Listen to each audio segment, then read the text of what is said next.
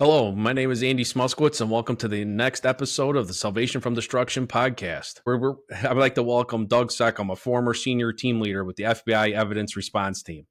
Doug has extensive experience in international training and high-profile investigations. As an evidence response team instructor, Doug has trained various international law enforcement agencies, including the Lebanese International Security Forces, Thailand's Royal Police Academy, law enforcement agencies in Cambodia, Brazil, the Republic of Georgia, Morocco, the Philippines, Ethiopia, and the International Law Enforcement Academy in Budapest. Doug has led numerous critical investigations, such as the excavation of the Burr Oak Cemetery in Illinois, which resulted in the recovery of almost 2,000 bones and bone fragments, which led to the conviction of 4 subjects. He has also deployed to Iraq twice, working with the U.S. military Joint Special Operations Command to disrupt terrorist cells. In addition, Doug planned and led the exhumation and autopsy of civil rights martyr Emmett Till, handling the investigation with utmost respect and sensitivity. Doug was part of the FBI response to the downing of United Airlines Flight 93 on September 11, 2001, managing a temporary morgue and organizing over 150 agents in the documentation and collection of evidence. Doug also responded to the U.S. Embassy bombing in Nairobi, Kenya. Doug's expertise and dedication have helped make significant contributions to law enforcement and public safety. So I'd like to welcome to the show, Doug Seccombe. How are you doing? I'm good. How are you? Very well. I really appreciate you taking the time to come talk to me, with your busy schedule and everything that's going on with you. One of the reasons why I wanted to have you on here is everybody knows that in law enforcement, one of the worst investigations that you could ever investigate is the death, especially a murder of a child. Today, I want to highlight the murder of 5-year-old AJ Freund, who was murdered in 2019 in McHenry County. So before we get into that case, what made you want to become a special agent with the FBI? It was kind of an afterthought when the idea came up. So going back to when I was about 15, 16 years old, I used to work in this small grocery store, and it used to really tick me off when people would come in and steal. And that's kind of when I started getting my sense of justice, like, hey, I'm in here working my butt off, and you're coming in and stealing product, which, ultimately comes out of my wages.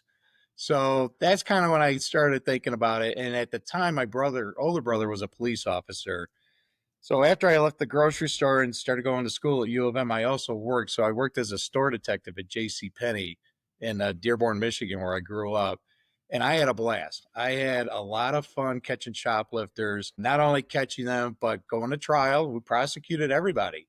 So you had to make the arrest, you had to file the reports with the police department, you then had to go to trial, you had to take the evidence, you had to testify, and all of them got convicted. Nobody ever walked on a case that we had.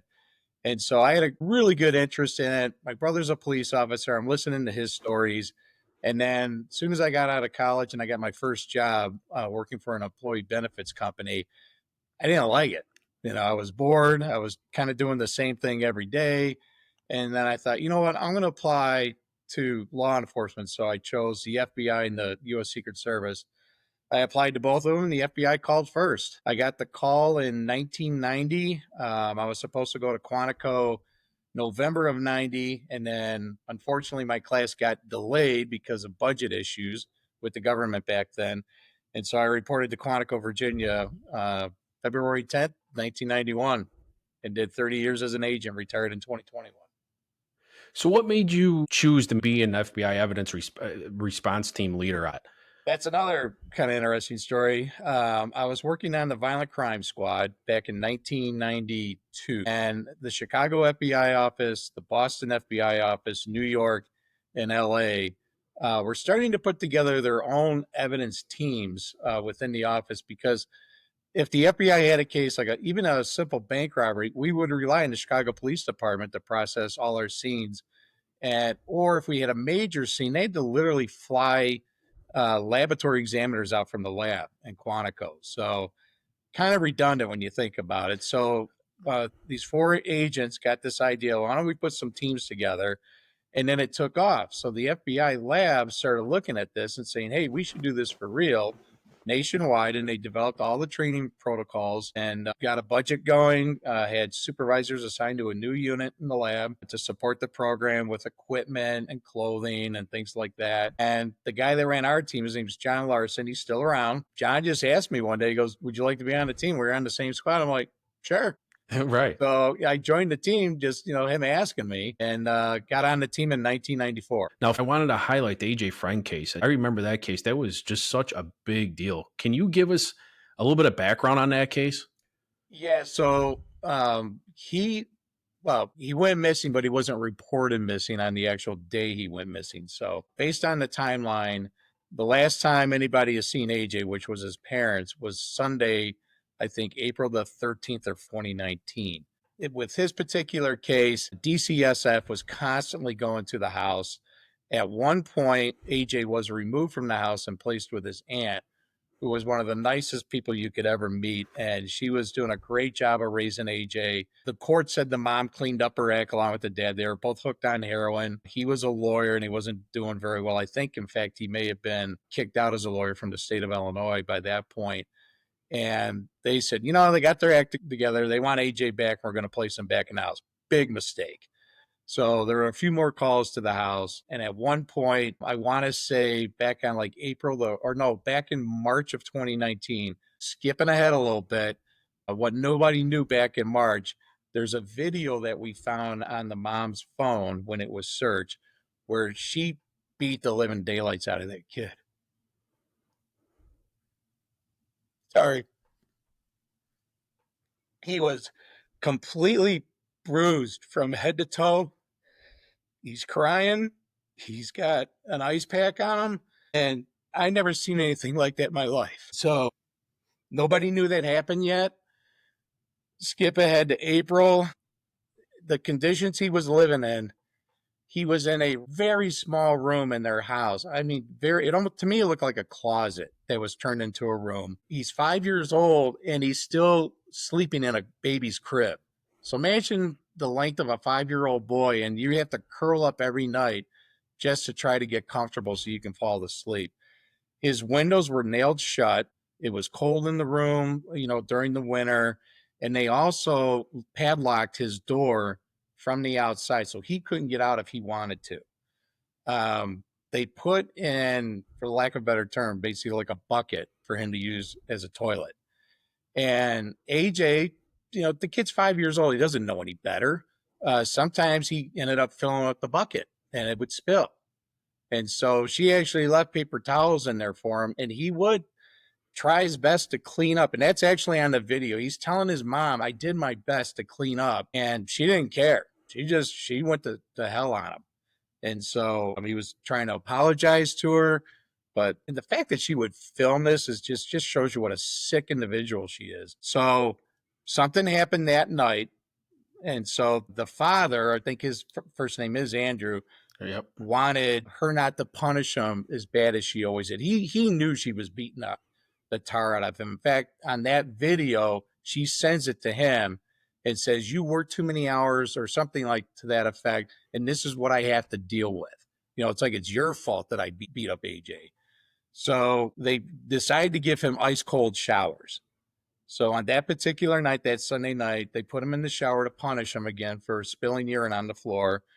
It's ice cold. Kid's in there. We don't know how long, but the dad made it sound like he was in there for like a good half hour.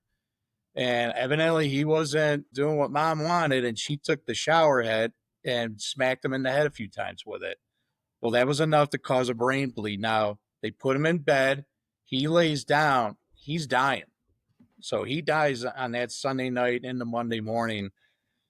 That Monday morning, she's on his phone searching Google about how to revive a child, through CPR and other things.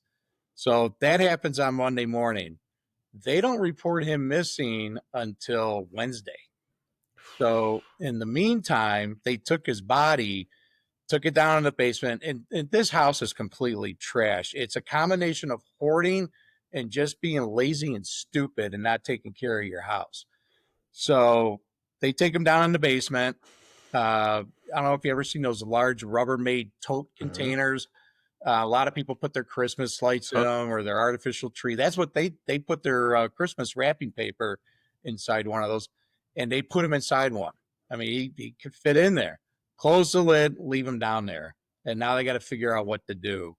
So I believe that happens Sunday night, Monday morning, and by Tuesday now, he takes AJ and he puts him in plastic garbage bags, tapes him up with duct tape, and he goes out about 7 miles from the house in McHenry County, goes onto a dirt road. I thought this was interesting of the path that he took when we went out there with him. He gets to the end of the road, and off to the right is one of those Comet, those towers. So they own all that land that the towers is on. And it's maybe a 50, 60-yard walk. And that's where he walks and buries the body. But he knew enough to make a left turn on this road a little more to get his car out of sight. Because he's out there. He told us, it was after midnight, so it's dark. If a police officer drove by and just happened to glance down that road and saw taillights, I'm positive a cop would have went down there to take a look, because you shouldn't be back there. Right. So he buries him. And then I think either on that late Tuesday or Wednesday, they report him missing. And then it just takes off from there. So how did you get activated for this? The way I got activated is interesting. I'm watching this on the news like everybody else in Northern Illinois. Right. And I see this, and I'm listening to the reporter tell the story that either AJ was kidnapped out of the house by a stranger or he ran away. Of course, I'm thinking right away, well, I mean, at the point, I don't know if he was 5 just yet. I'm like, kid didn't run away, from the house. It is possible. Kids have done it. But I'm like, he would have been found by now. He lives in a nice neighborhood, near a school, even some businesses. Somebody would have saw this little boy at some point and helped him. So I'm like, all right, I'm not buying the runaway explanation, the kidnapping one. And as soon as I hear that, I'm like, human scent.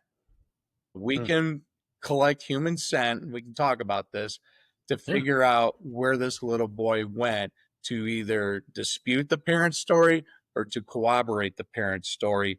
So I wasn't called out. Now, McHenry County is worked out of our Rockford, Illinois office. So we have an office up in Rockford, Illinois.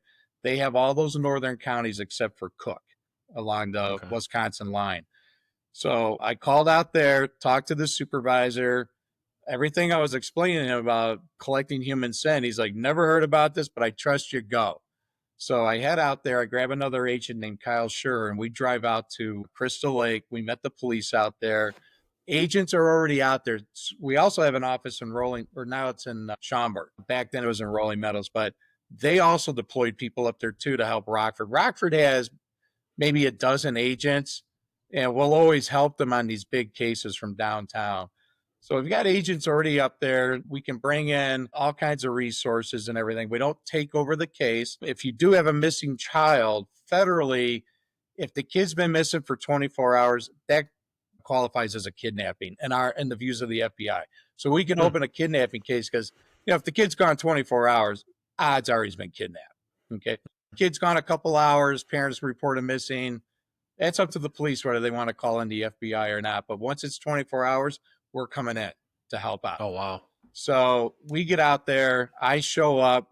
I explain to these guys what I want to do. And they're like, all right, have at it.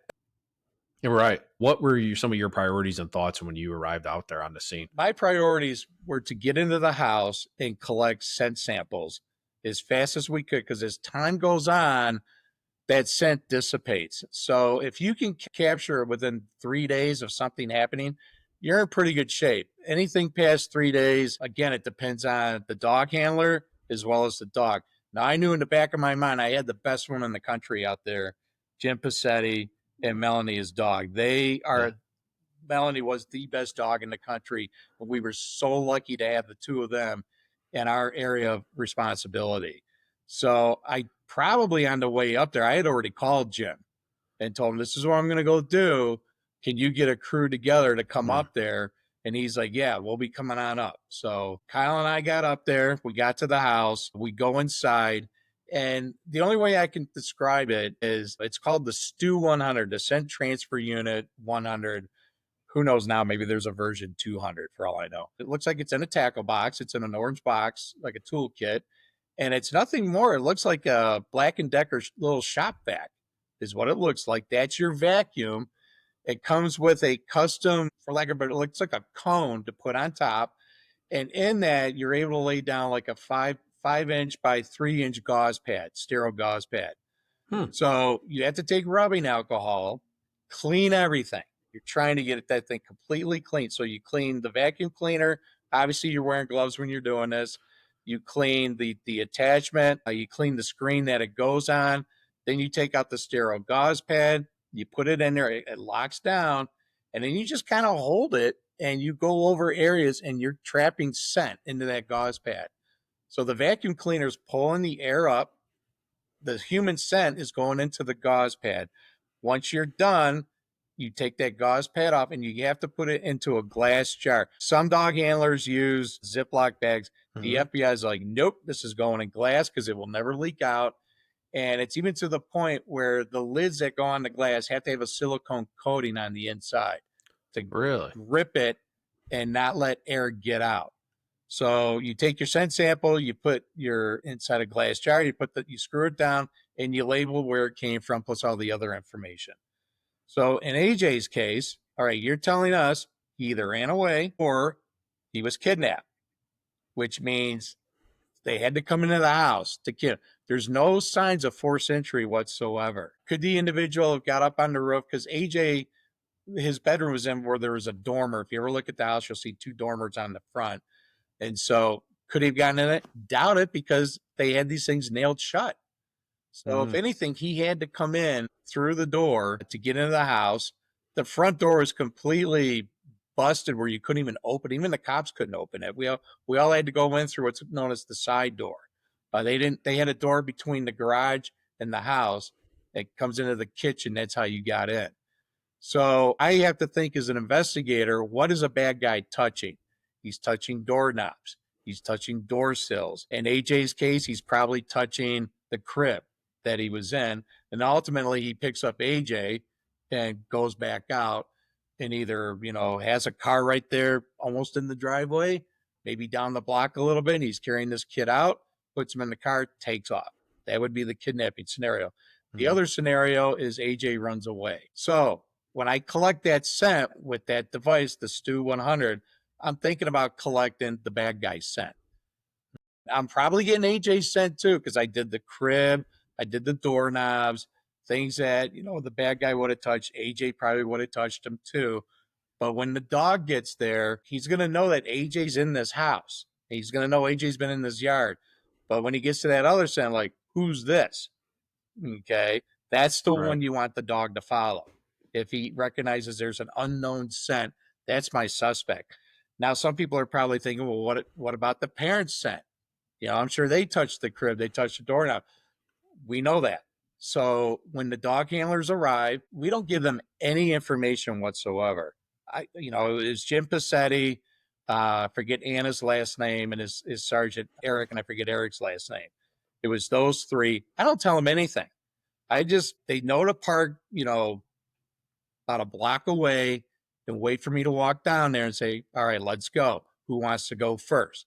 And it happened to be Jim. So Jim and I just walk up to the house. Jim stands there. And I said, Jim, you got to eliminate the parents and the little brother. So the dog walks up to them. They all hold out their fists like this. And then the dog takes a sniff. Now I open up one of those jars and I give Jim the gauze pad. He puts it in front of the dog. If the dog's going, okay, there's the mom, there's the dad, there's the brother, there's AJ, who's this other one? And he develops an image of that scent in its brain, the bloodhound, and then he starts looking for it. And if he finds it, we're off and running. That tells me that kid was probably kidnapped. Okay. Got it. That's amazing. Yeah. That just flat amazing. With that case, we give the dog the scent. He sits. Doesn't show any interest whatsoever. Really? None. And then I said to Jim, I'm going to give you another one. It's another scent sample. Let's test this dog. Give it to him. Dog sits. All right, get your dog out of here. Bring up the next dog. Let's do another test, another blind test, confirmatory test. Dog sniffs the parent's hand, the brother's hand, takes a sniff of the gauze pad, sits. So, and everyone's looking at me like, what the hell is he doing? Right. Jim knows what I'm doing, but the chief and the detectives are kind of scratching their head. So the next thing we do is we want to see if we can trail AJ. All right. So, and a lot of the photos you see of AJ, he's wearing this black Nike baseball cap. Inside their house, AJ's coat, I'm kind of thinking too, it was April, but it was cold. It was a cold night, quote unquote, when he ran away. So didn't take his coat, but he's 5, so I understand that. So the hat's inside, a pocket inside to go, perfect place for it. It means it's kind of been sitting there, and I doubt the parents have messed with it. It was just, that's probably the last time AJ wore that coat, stuffed that baseball cap in, hung his coat up. That's the last time he wore it. So I get the baseball hat, seal it up, and now if I give the dog that hat and AJ ran away, that dog is going to follow that trail. He will follow it. But what happened here is we gave the dog the hat. He sniffs it. Boom. He's got the scent. But he's going around the yard. He's going to the side yard. He's going to the backyard. He's going to the door. He's going front yard. He's not leaving that house. That dog never took off on a trail. Wow. So I'm like, all right, that's clue number 2. So right. Next thing I know, bring up another, because you do more than one dog. You don't say put all your faith in one. Let's do multiple dogs. Bring up the other 2 dogs. Same thing. The yard. They never leave. So everyone's looking at me. Passetti and I then go over, talk to the detectives, and flat out told them, I said, guys, if that kid ran away, that dog would have followed him. Okay. Big clue here is if someone's dead, you stop giving off human scent like you are when you're alive. Your scent changes to basically decomposition at that point. So AJ's not giving off any more scent, because he didn't leave that house alive. And I said, the other thing is we were looking for the bad guy's scent. That's why we eliminated mom, dad, and little brother. If the bad guy's scent would have been on that pad, that dog would have took off, and it didn't. So they're like, so you're basically saying that kid didn't leave this house alive. And I go, that's exactly what I'm saying. So they were just like, wow, that changed the whole dynamic at that point. But again, do you put all of your faith in a canine? No, you can put 90% or a little more. And I think Jim would tell you the same thing. The dog can have an off day. They could have a bad day. But the dogs appeared to be on that day. They were doing their job. But you still got to work these other angles of the case. But at that point, it's now looking like the parents had something to do with it. And that was going to be my next question is, when did you guys start suspecting foul play? As soon as that dog did not take off on those 2 trails, I'm like, this kid died in this house. So then what did you guys do next after that? Well, I gave it to them, and then they started developing more information. And so at that point, they were able to get a search warrant for the house. And I say they being Crystal Lake PD. They started looking at the phones, and I can't remember if the parents gave consent or not.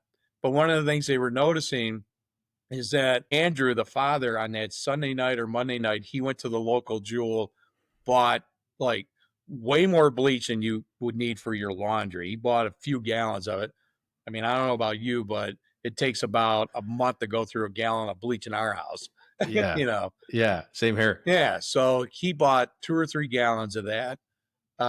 He bought duct tape. I forget what other items, but that obviously looks suspicious. That's showing probable cause that something occurred here. They wrote the search warrant and the judge granted a warrant. So 2 things we searched next. We did the house and we did the father's car. So with the house, the concentration was on, are we going to find evidence of blood in this house with AJ? So I have a guy on my team named Brian Clark, who's excellent at looking for blood when it's been cleaned up using different reagents out there like luminol, Blue Star. In fact, he's retired now and he works for Blue Star. So get out of here. That's how good he is. So Yeah. I said, Brian, do me a favor. You work with the guys from Crystal Lake doing the house. I'm going to take the car.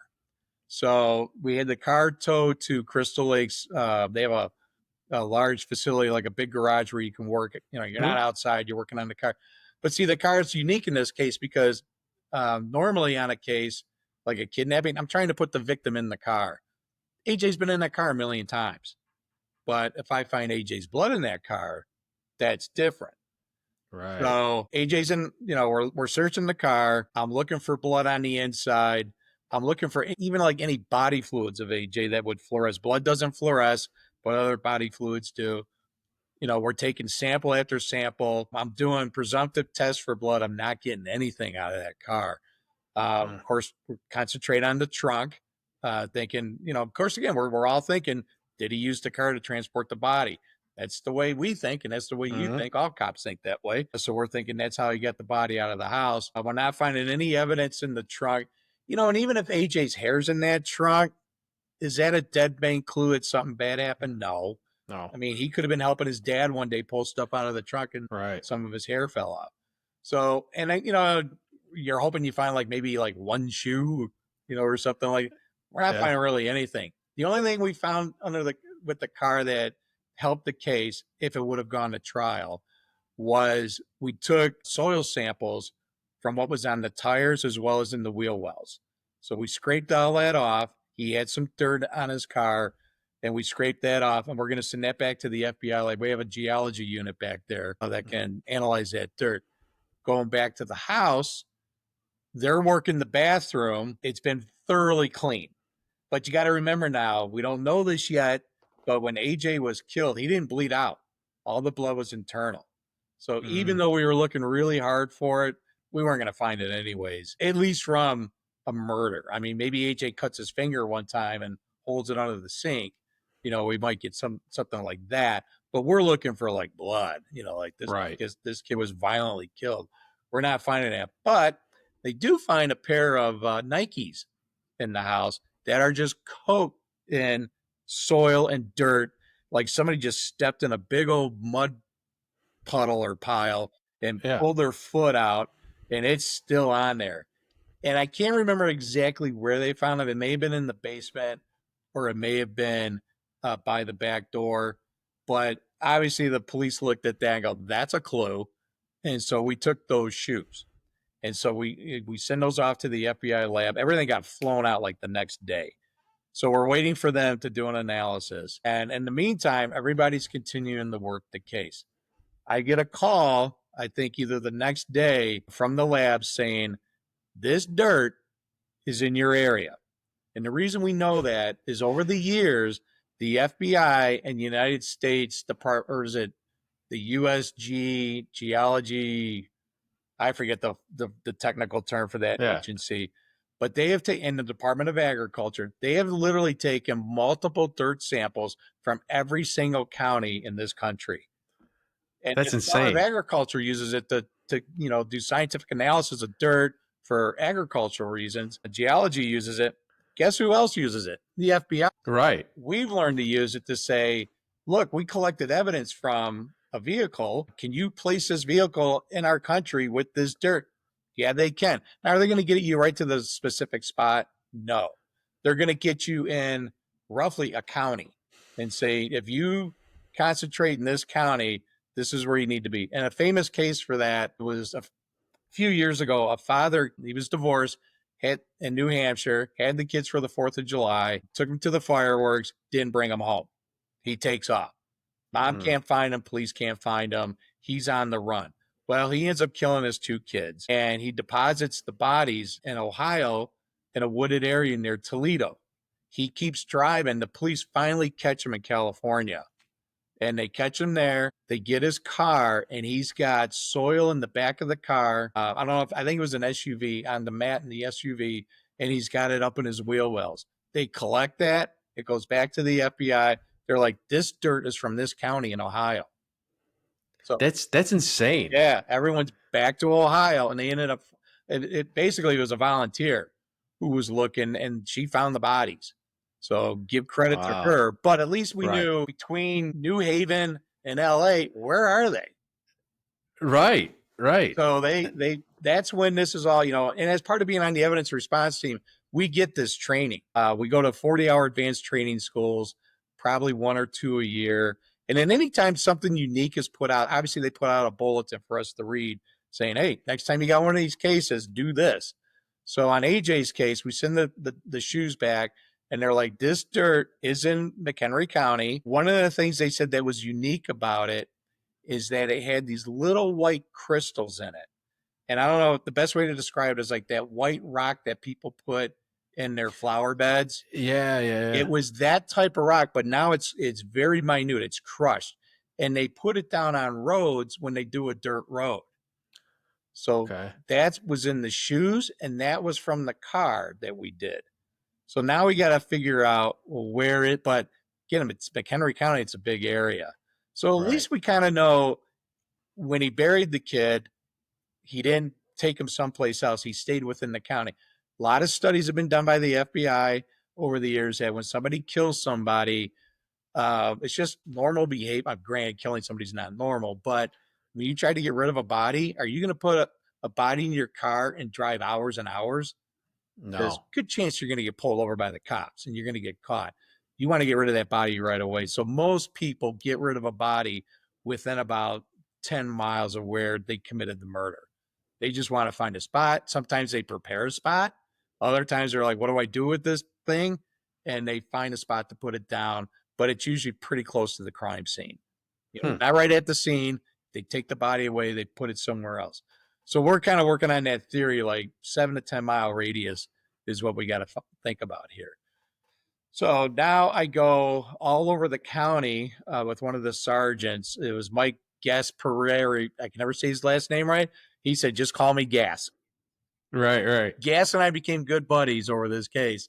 So he's driving and we're just going randomly as much as we can, 3 miles out, 5 miles out, 7 miles out. You kind of don't know, but we're going north, south, and we're taking random samples of dirt to send back to the lab. Of course, that doesn't get analyzed while this case is still hot. That's just, they have it now. So skip ahead. We've got the shoes. Interesting story about the shoes. They are not Andrew's shoes, the old man, the father. It's the current boyfriend. I think her name was Joanne Cunningham. Yep. Current boyfriend of hers, who's locked up in McHenry County Jail, who has also gotten her pregnant. So she's pregnant the whole time this is going on with another kid. They were his shoes. And so I'm convinced he put those on to frame him. And the reason is he was supposed to get out of jail like that Saturday. And so he would have been out and it, would have fit their little murder timeline. He's out. He kills AJ because he's got the dirt on his shoes. Unfortunately for them, he didn't get out of jail right then and there. His release got delayed for a few days. So even though Andrew wore those shoes, it didn't matter. Wow. But he was trying to frame them. So Right. So all these other leads are being investigated. We're doing the search warrant on the house. We did the search warrant on the car. In the meantime, they're doing a deep dive on their phones. So they're bringing out all of the tools to do it. And I want to give this guy credit. His name was Mike Paoletti. He's with the Cook County Sheriff's Police. I don't know if you know him. Mike is the god of searching phones. He is really good at it. And at the time, he was assigned to our Crimes Against Children squad downtown. So as soon as this case kind of fired up, they said, get Mike out there. Because I know the locals can do what they have to do, but sometimes they have to send it to the sheriff's office. Right. They may have to send it to the state police. No, we're bringing the guy right into your department with the equipment to do this. So they find that video I talked about earlier where she beat AJ up. That changed the whole case right there. That's the point. That probably would have been, he gets murdered on Sunday night. This probably would have been about Thursday or Friday. That's when everybody in that police department knew they did it. So she's represented. He was represented, then he was not represented. So they decided, and this is, Carrie Landau on your podcast. So Carrie goes into the room with a detective by the name, excuse me for reaching, I believe that was Frank Houlihan. And there was another detective named Dave Idle. So between the three of them, with her attorney present, they're interrogating her. And when they showed her the video, immediately she's like, well, I'm going to blame my husband for everything. Really? Yeah. So she blames him. All right. She says, he killed him. He did this. He did that. And now we're talking, it's getting late. It's probably after 11 o'clock at night. She's been in the room for a while. So we go and get the father. So I'm still out there and I can tell this is going to be a long day. This is an all-nighter. So we get the dad, bring him in. The state's attorney at the time, Pat Kennelly, speaks to him briefly. He wants a lawyer. Don't blame him. So they get a lawyer for him. The lawyer goes into the room with the father. Obviously, we're not hearing anything or seeing anything. He comes out and he goes, he's going to tell you everything. Because we basically told him, like, she's blaming him. He's going down for the whole thing. And so he's like, no, time out. That's not the way it happened. So now you sit down with him. And between the two of them, even though they're both druggies, he's a little more rational than her because she's crying, she's screaming. He's very calm. And he right away goes, yes, I did this. We killed our son. We did it on Sunday night. This is how it went down. He talked about the only thing he would say is like, I didn't want her to beat him anymore. I thought the cold shower was a better punishment. That's his way of thinking. And so, but he knew that she had beaten him. They put him in the bed. He died. He's the one who put him in the basement, and he's the one who put on the shoes. And he talked about how he wrapped AJ up in plastic garbage bags, taped them up, put him in that tote bag again, put him in the trunk of his car. That's probably why we didn't find anything. He had him in that. He just took the whole tote bag out. So he takes off, goes to this area. He goes, I can take you right to it. He remembered it from something from a few years ago, being out that way for whatever reason. And he's like, oh, this is a good place to get rid of the body. So, he tells us all this. That's all we need at that point. I mean, those two can fight it out about who committed the murder, but you're both committed the murder. So you're both going down for this. So myself and Gas get in the car. Dave Idle, Frank was probably in the vehicle. I think Frank was driving. Kerry was in the car. They're taking the father out to the site. And we're driving behind them.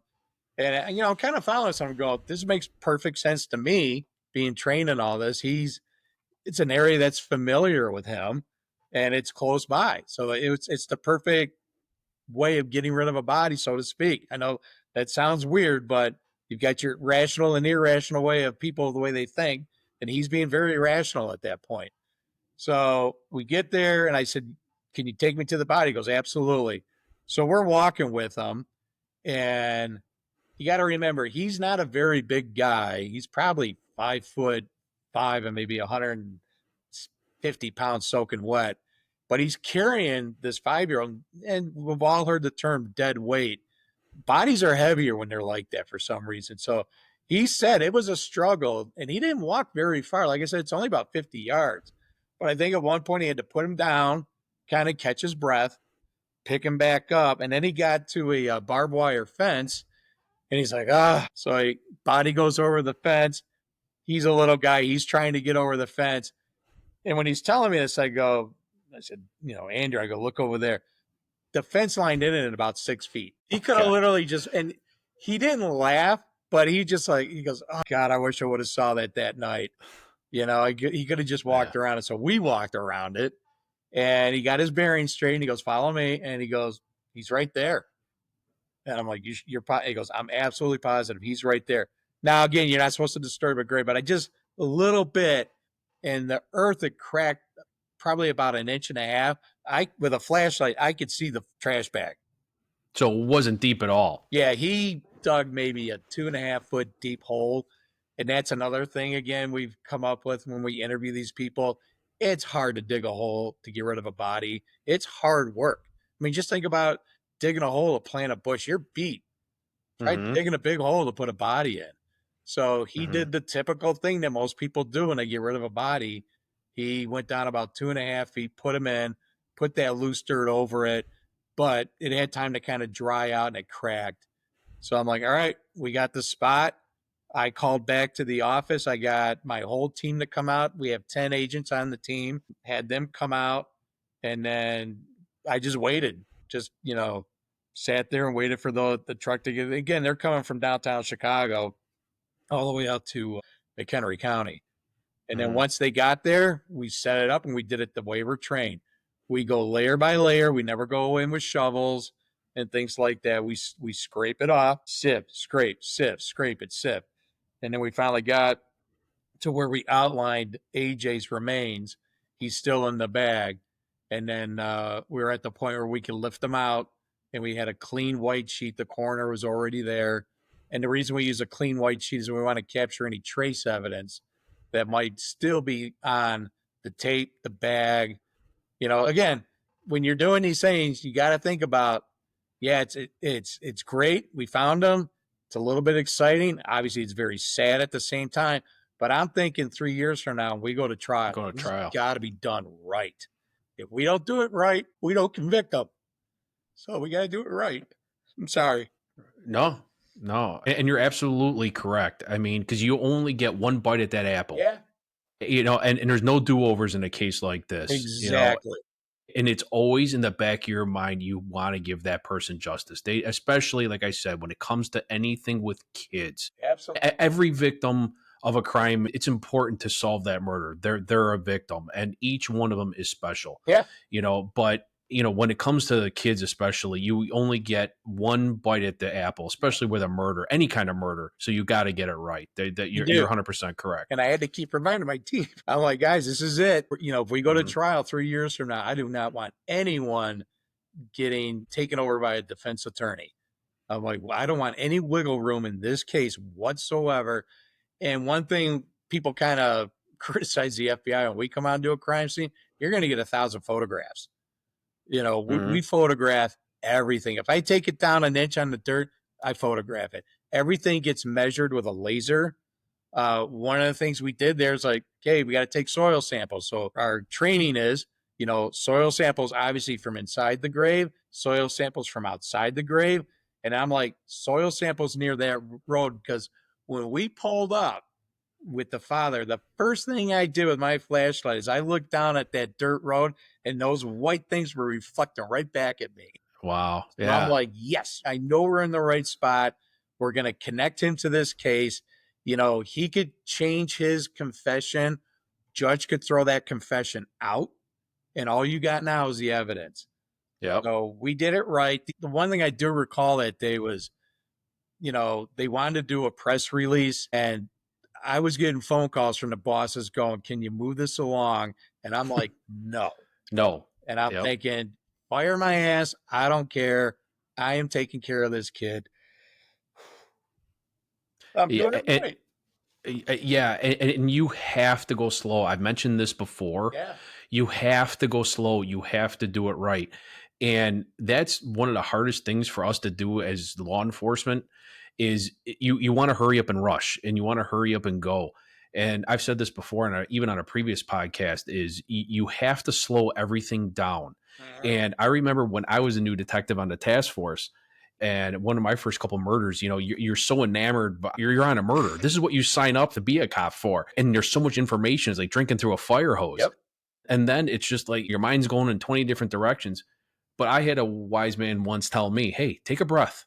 You have to go slow. And that's what's great is I learned that over time, where it's like, okay, you look at a situation, because if you just dive in, you're going to miss so many other things. That's right. So you just have to take a breath, say a quick prayer, and then just go, like you said, meticulous. And that's where I've always had a special spot, even for evidence technicians like yourself, because it does take patience. It takes a lot of time, and it's very meticulous, and you don't want to miss anything. And a lot of times the evidence people are the ones that get the most scrutinized up on a stand. They do. Been there, done that. Yeah. So you have to, make sure you dot your I's and cross your T's. Yeah. It's funny you mention that, because my Brian Clark and I, we just taught a class last week at College of DePage, the Suburban Law Enforcement Academy. This isn't a plug, but we do a class for current police officers that want to do basic crime scene investigation. It's a 1-week class, and we had a really good group last week. And of course, on Friday, you do your big practical where here's everything you learn. Now we're going to put you to the test, and Brian and I are going to stand there kind of watch you. You can ask a few questions. And we only put 6 items of evidence in this mock apartment. You know, it was a sexual assault. Mhm. You know, she fired a gun at the guy. There's cartridge cases. He left evidence behind, so on and so forth. And one of the officers looked at his watch. He goes, "Man, it's 3 hours and we still got more to do." Right. And I go, "Yeah, Right. because you're doing it right." Right. Yep. And he said, "Well, in class you mentioned slow it down."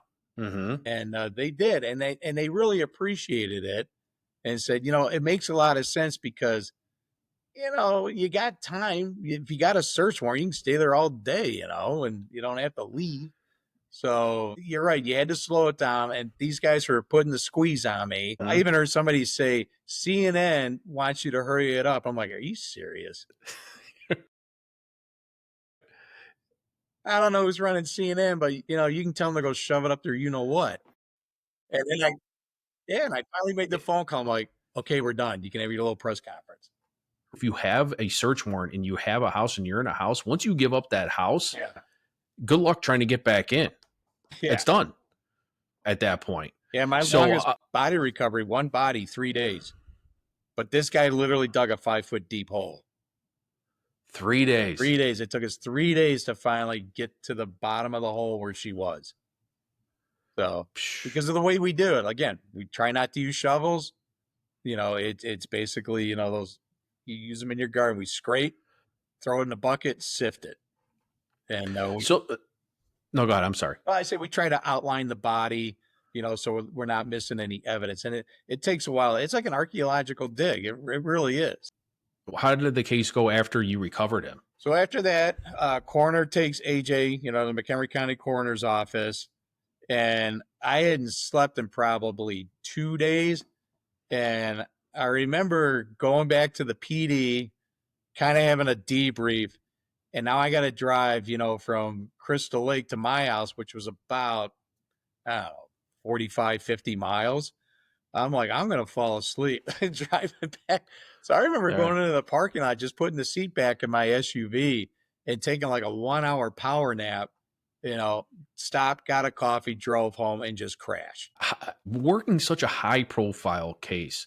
And I know you and I have discussed the cases that you've worked over your career. Yeah. You know, these cases take such an emotional and physical and spiritual toll on you. Yeah. How did you decompress from something like this after working on it? Look at me tonight. You know, that was 2019. And I can, if any minute I think of that picture of his beating, it's hard to deal with. So it's hard to answer that question because there's no one way to do it or the right way to do it. Everybody's got their own kind of way. Now, one thing we do in the Bureau is we have that employee assistance program. And anytime you get a case like AJ's or a mass disaster, like a plane going down where the FBI gets involved, we bring in people from headquarters as well as our locally trained individuals on how to cope with this. So I think with AJ, I came home, but I knew the next day I had to go to the autopsy.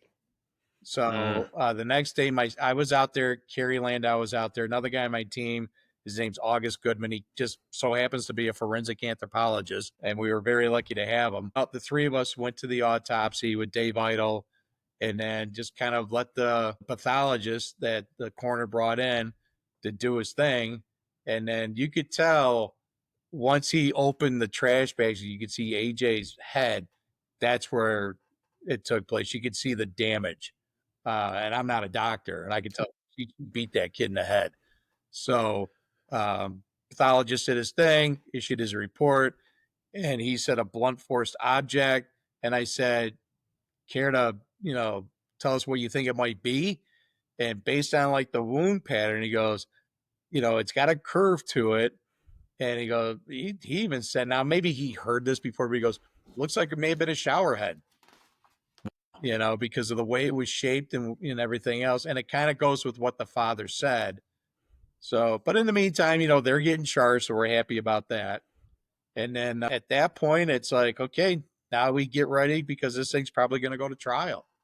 So once I left the coroner's office that day, I think I came up maybe one more time after that to sit down with the attorneys. But one other thing we did is after I did the autopsy, the next day I had the employee assistance people there with my team, and pretty much everyone who was out there showed up. If they couldn't make it, they had work excuses. They were out investigating a case or something.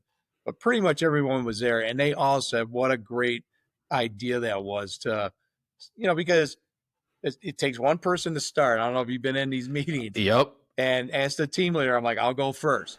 So I was telling everybody how, this is very stressful. I almost like cried myself to sleep and everything else. And they're like, yeah, I felt the same way. And then now they can talk because somebody else feels the same way they do. And by the time that was over, everybody felt 1,000 times better. Yeah. A few years back when I was a detective, our task force was involved in an officer-involved shooting, actually. And it was a pretty traumatic event. And I remember in the days following that, the task force made it mandatory that we all show up. And I just remember you get all these type A personality guys, acting all macho and, going, oh, what are we going to do? Talk about our feelings here and have that kumbaya moment and hold hands. And you hit it right on the head, Doug. I mean, we walked in, we sat around, they had a bunch of peer support counselors. And I forgot who went first, but I think it was I want to say like one of the task force supervisors that was on the scene when everything went down. He started. And I tell you what, by the end of it, I think we were only in there maybe about an hour and a half. There wasn't a dry eye in the room. Yeah. And everybody just kind of shared their moment. We all kind of hugged and we talked about the situation. And we all walked out of there feeling, like you said, 10 times better, 10 times more relieved. Yep. We actually felt it brought us closer together. And I remember going back to my department and telling my chief at the time, I just said, hey, look, when the day happens that something like this happens here at our department, it pays dividends. We got to call these peer support counselors out and we got to get the people involved in this incident talking, because it does pay dividends. And the one thing I just wanted to touch on too, if I got this right, Drew pled to, I think it was like 30 years. And I want to say Joanna pled to what, 35 years? I think 35, no parole. And if they stick, now we were told they're not going to get parole. They're going to have to serve out almost a full sentence. But even if they serve half of it, she's going to be in her 60s or 70s. I think if she does the whole thing, she's in her 90s. He's going to die in prison. He was already 63 years old when this all happened. I think she was in her 40s. She's not going to make it. He's not going to make it. And so they got pretty good sentences. And then after she pled guilty, she wanted to change her plea. And judge was like, nope, you had your chance. You don't get to come in, 2 years later and say, I thought about it. I want to change my mind. It's too late. Right. And so we went up there for that. This one case, I've never gone to a funeral of a murder victim that I've been out on, but this one, we all kind of felt like we had to go, Right. And so we went to AJ's service, and I'm glad we did. We got to meet more of the family members and everything. And then we all kind of got together, the cops, myself, and the other investigators. We met at a bar later on, and that was just another good chance to speak your mind. But you absolutely have to deal with it. If anybody's watching this, don't ever think you could get over this. And it's funny how, that was 2019. But when I was working this case, there was a Culver's I think on the west side of Crystal Lake. And I think I ended up going there twice, just running around doing things. And, and I went by myself. And so, grab something to eat. And I just remember it kind of being on a big curve with a farm field off on the other side of the road. Son of a gun, if I don't drive by a farm field with a big curve, that's the first thing that pops in my head. Yep. Is the AJ case. Yeah. In a good way and a bad way. It just happens. But that's happened with other cases too. There's just something you see that reminds you, and you'll have a little flashback in your head. But that's normal behavior. You can't get those images out of your head. No. And that's something that you will take with you for the rest of your life. Yeah. And I know sometimes we sound like a broken record, but that's one of the reasons why I'm doing this podcast, is just to humanize the badge and just let people know that it's okay to have these thoughts and to feel overwhelmed and to feel sad. In fact, I'd be worried if you didn't. But reach out to somebody, reach out to a friend, reach out to a family member, reach out to a counselor, whatever you got to do. It's okay. We got to lose that idea that you're weak if you're having a problem dealing with this. Seek help. It's amazing because the FBI gets in a lot of big cases. I happened to be overseas when they had the shooting out at Northern Illinois University. The guy came in and killed 5 students inside that auditorium. To this day, the people that worked that are still having memories and flashbacks. And one of the guys that was on that case, who's probably going to retire here in a couple of years, he cannot get the thought out of his mind of one of the victims laying face down, and her phone just kept going off and going up and going off. And, to the point where they could now deal with her. It was her mom and her, everybody's calling her. Obviously, she's not picking up. He goes, I will never forget that for the rest of my life. And he's right. That's just something that just sticks out, Yeah, 100%. Yeah. So another interesting aspect about this case was the fact that 1 out of 2 of the DCFS workers was convicted for a criminal case. I don't know what the criminal charge was. It's kind of had to do with negligence, criminal negligence of the fact that they didn't do a good job of looking out for AJ. And Pat Keneally was the state's attorney, and he's no longer the state's attorney out there. He stepped down. Somebody else is doing it. But I could clearly see Pat was pissed off at why did this happen? He's like, we're going to get to the bottom of it because that kid should have never been placed in that house. There was a million reasons to pull that kid out of that house, as well as the little brother. But for whatever reason, these 2 caseworkers would put him back in that house. And one was the actual caseworker that would come out to the house. The other individual was his boss. But his boss is signing off on these reports. And I don't know if his boss ever went out and looked at that house. No child should have been living in this house. It was in complete disarray. Trash was everywhere. Food was building up all over the house, had never been cleaned up. They had roaches. They had maggots. The dog was defecating throughout the house, as well as peeing throughout that. The house stunk of dog urine. How you could raise a kid in that house is beyond me. And how somebody from DCFS can come in and go, yeah, this is okay. Yeah. It's insane. So he charged him, and the jury convicted the actual caseworker, but not the boss. And there's a great photo out there. I don't know if you can ever look it up, but it's the sheriff deputies cuffing the caseworker after the judge is like, lock his ass up. It's just, you look at that like, good, there's some justice right there. Justice with the parents getting convicted and going to prison. And that was the cherry on top, was getting that guy and locking his ass up. Because AJ would be alive today if that dude would have did his job. Wow. Well, I just wanted to say, it was a pleasure having you on, and great work done by all the law enforcement agencies that were involved in this case to get justice for AJ. It was amazing how everyone came together and put us in this big room at the police station. And what started out as 3 or 4 people, by the time it was over, I bet we had 70, 75 people in and out of that room. And there wasn't a blank space on that wall because of the timeline and everything else. It was incredible to see it. Yeah. And it's great when you have those teams, those special teams that come together for such a great cause, and everybody just checks their ego at the door. Everybody knows what the mission is. That's to find AJ, to bring justice to AJ. And everybody just goes and finds that, just knows what their mission is. Yeah. And they get to work. And it seems like all of you just did an amazing job. So I will stand and salute everybody who was involved in that case. So great job by everybody. Well, thank you. I appreciate it. Oh, you're involved in a company with your nephew. What's that about? My nephew up in Michigan went to college and everything, and he got into computer security. So he would help design security systems at warehouses, office buildings, things like that. And he was really good at it. But in the meantime, he is a spitting image of Chris Stapleton, the country singer. If you put those two side by side, you couldn't tell them apart. It's spooky. And that's in fact, if he's out at a bar, people will come, "You're Chris Stapleton." He goes, "Yeah," but he tells them no, but they all want to take a picture with him anyways. So that's great. Tell their friends, "I'm Chris Stapleton."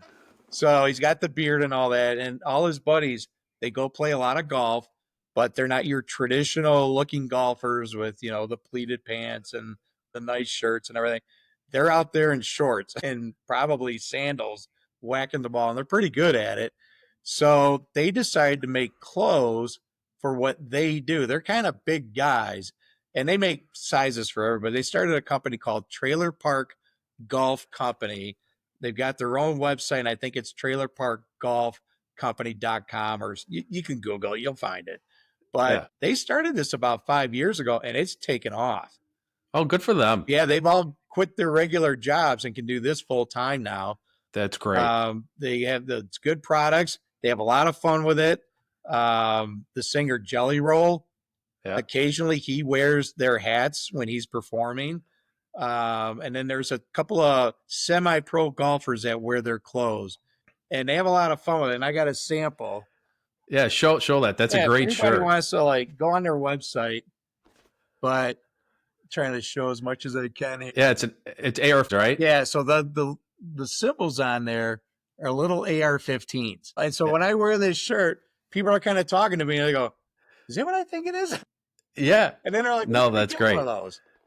That's great. So they do a real good job with it. And he's been working his tail off. And I'm one of his uncles. I'm just proud of the kid for being able to come up with an idea, run with it, and be successful at it. Perfect. Yeah, please. Anybody looking for good apparel, shirts, hats, and it's like polyester material. It's real loose fitting. It's comfortable, and it's great to wear on a hot day. And they do T-shirts, they do hats, they do a couple of like cozies, beer cozies, things like that. But perfect. If you're looking for something different, something kind of fun, that's a good place to go. Well, thanks for sharing that too. Yeah. Was there something else you wanted to share too? The other thing is kind of what you and I talk about with police officers and everything. There's an app called Officer Down Memorial Page. So the initials are ODMP, Officer Down Memorial Page, and just Google it. It's in the app stores. It's free. And what it is every time an officer literally goes down, either through an act of violence or illness related to the job, like during COVID, they had a lot of those. A lot of times it's like, hey, officer was running, unfortunately, he had a heart attack and died. You'll get an alert, and then you'll get to read about this individual. And it's usually like just one little paragraph, and it talks about who he is and what happened. And then you're able to send a message. And I think down the road, the family gets those messages or the police department gets those messages. But there's a lot of heroes in that thing. You read some of these, and the ones that really get to me are the guys that are like a week out of retirement and they got shot and killed. They keep statistics about where we are this year compared to last year, which is kind of interesting to see. And they also have inside that app is one for canines. So when a canine goes down in the line of duty, in fact, all of these are deaths in the line of duty. So you'll have the canines on there. And it's an interesting app in the sense, too, you get the truth about what happened. So what's written in there is written usually by a cop in the department. And a great example, I don't know if you heard a couple of weeks ago, where a deputy in Hamilton County outside of Cincinnati was killed by a guy who drove a car and purposely drove into him to kill him. Yep. So the driver of the car was the father of a guy that was killed the day before by the Cincinnati Police Department. Kid pointed a gun at the police. So now the father wants revenge. He doesn't take it out on a Cincinnati police officer. He took it out on a sheriff's deputy. But what was interesting about that case, and I was telling my wife this, I'm like, they're not releasing the cop's name, the media. And this went on for days. And I don't know what the reason was, but neither the Cincinnati Police Department nor the Sheriff's Department put that guy's name out there. And then I think about that happened on a Friday. That finally shows up on Tuesday, and ODMP put the alert out. And so my phone went off. I looked at him. Oh, it's him. So now I got to read about this guy. And what they didn't tell you in the media, they're saying he was directing traffic for the University of Cincinnati's graduation ceremony, and this guy hits him.